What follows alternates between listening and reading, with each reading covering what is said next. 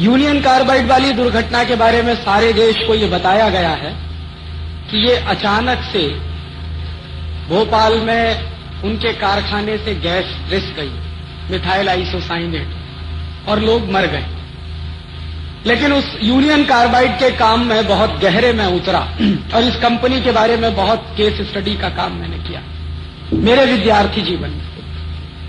और सच ये है कि भोपाल के कारखाने में 3 दिसंबर 1984 की रात को जो जहरीली गैस निकली थी वो अपने आप नहीं निकली थी, वो बाकायदा एक्सपेरिमेंट किया गया। भोपाल दुर्घटना एक्सीडेंट नहीं था, वो एक एक्सपेरिमेंट था। और वो एक्सपेरिमेंट क्या था? यूनियन कार्बाइड अमेरिका की कंपनी है और दुनिया में ऐसे अमीर देशों की ढेरों कंपनियां हैं जो हथियार बनाती। आपके देश में ये कंपनियां आती हैं, साबुन बेचती हैं, मंजन बेचती हैं, जूते चप्पल बेचती हैं, लेकिन ये कंपनियां अपने अपने देशों में बहुत ज्यादा हथियार बनाती हैं। और अमेरिका जैसे देश की आमदनी का सबसे बड़ा हिस्सा हथियार की बिक्री से आता है। इस देश की पूरी इकोनॉमी, अमेरिका की पूरी अर्थव्यवस्था हथियारों के व्यवसाय पर टिकी हुई। तो हथियारों का व्यवसाय चलना चाहिए, ये उनकी हमेशा की जरूरत रहती। तो हथियारों का व्यवसाय कब चल सकता है? 2 ही तरीके से चलता है। या तो 2 देशों के बीच युद्ध चल रहा हो और उस युद्ध में वो हथियार बेचे जाएं, एक तरीका तो ये होता है। दूसरा तरीका ये होता है कि अगर 2 देशों के बीच ना होकर सारी दुनिया में कोई युद्ध चल रहा हो और उसमें हथियार बेचे जाएं। और आज के जमाने में सारी दुनिया में एक अघोषित युद्ध चल रहा है जिसको आप आतंकवाद कहते हो। ये जो आतंकवाद के लोगों को जो भी लगे हुए हैं उसमें, चाहे वो कश्मीर में हो, चाहे वो आसाम में हो, चाहे नागालैंड में हो, चाहे त्रिपुरा में हो, चाहे मणिपुर में हो, या किसी भी दूसरे देश के हिस्से में हो, इन सारे बड़े बड़े आतंकवादियों को हथियार भेजने का काम ऐसी ही कंपनियां करती हैं। एक बंदूक है, आपने उसका नाम सुना होगा, AK-47। ये जो AK-47 नाम की बंदूक है, ये अमेरिका की कंपनी की बनाई हुई। और ये हिंदुस्तान में कैसे आती है?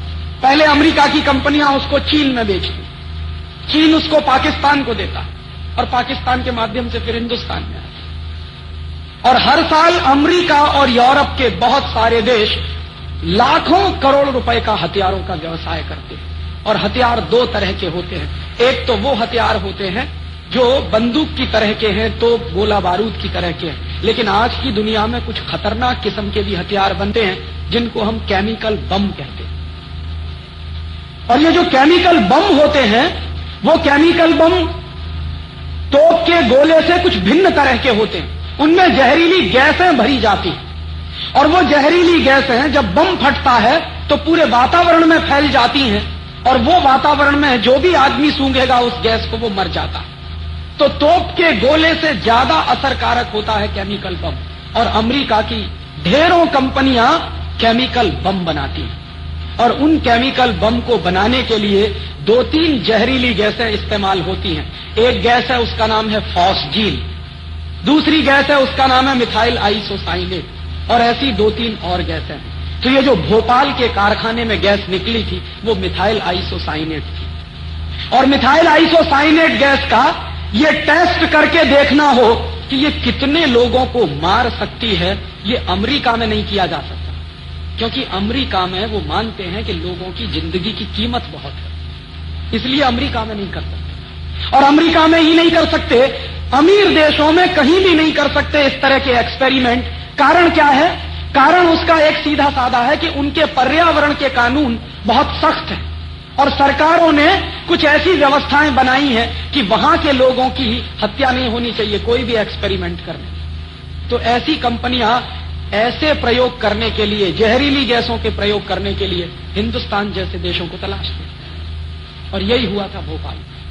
मिथाइल आइसोसाइनेट गैस निकली और एक रात में 10,000 लोग मर गए और पिछले 12 साल में 5 लाख से ज्यादा लोग बुरी तरह से प्रभावित हुए। अभी भी मौत का तांडव चलता है भोपाल। अभी भी लोग मरते हैं उस जहरीली गैस के असर से। वो उन्होंने बाकायदा खूबसूरत प्रयोग करके देखा, और इसी प्रयोग के बाद फिर अमेरिका की फौजों ने और यूरोप के देशों की फौजों ने केमिकल बम गिराए इराक के ऊपर जब खाड़ी युद्ध हुआ।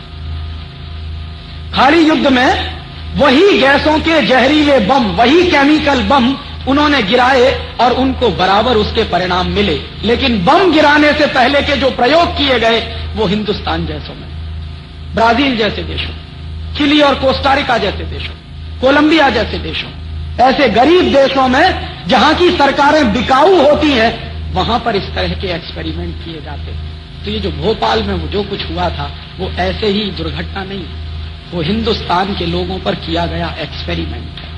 और ये एक्सपेरिमेंट आगे और बढ़ेंगे, ऐसे ढेरों एक्सपेरिमेंट किए जा रहे हैं। एक विदेशी कंपनी आई है, हिंदुस्तान में दवा बेचती है, और वो दवा दुनिया के किसी भी देश में नहीं बिकती।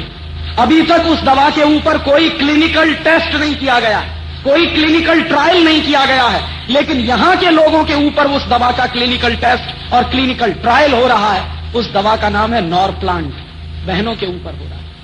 में नहीं चलती, अमेरिका में नहीं चलती, ब्रिटेन में नहीं चलती, ऐसी तकनीकों को लाके हिंदुस्तान में डंप कर रहे हैं। और आपको मैं बताऊं, ये जो बंबई है ना, और बंबई के बाजू में पूरा गुजरात है, मैं आज आपसे ये कह रहा हूं कि अभी तो एक भोपाल बना है हिंदुस्तान में, गुजरात में तो 50 से ज्यादा ऐसी जगह हैं जो किसी भी दिन भोपाल बन सकते हैं। आपको मालूम है इस भोपाल, इस गुजरात की कहानी क्या है? ये गुजरात एक जमाने में कृषि प्रधान प्रदेश था, आज पूरा का पूरा प्रदेश केमिकल इंडस्ट्री वाला प्रदेश बन गया। मैं जब भी बड़ौदा से गुजरता हूं, जब भी भरूच और अंकलेश्वर से मेरी ट्रेन गुजरती है, सिर में चक्कर आने लगता। बड़ौदा के लोग मुझसे बताते हैं, मैं जाता हूं बड़ौदा, पानी वहां का जहरीला हो गया, जमीन के नीचे से निकलने वाला पानी जहरीला हो गया। और ऐसे 60 से ज्यादा प्रोजेक्ट गुजरात में चल रहे हैं। जो टेक्नोलॉजी आई है विदेशों से, वो दुनिया के सारे देशों में रद्द कर दी गई है, बैन कर दी गई है।